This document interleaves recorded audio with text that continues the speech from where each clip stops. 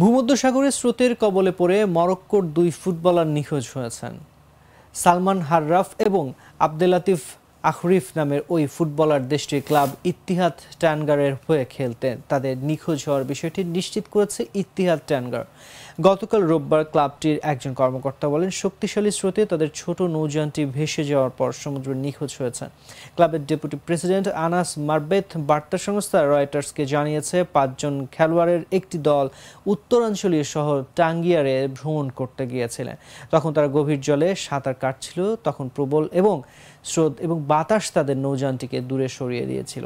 পরে তাদের সন্ধান পাওয়া যায়নি। যে 3 খেলোয়াড়কে উদ্ধার করা হয়েছে তারা জানিয়েছে, নিখোঁজ ফুটবলাররা ছোট নৌযান থেকে লাফিয়ে পড়েছিলেন। তাদের কাছে বয়া ছিল না।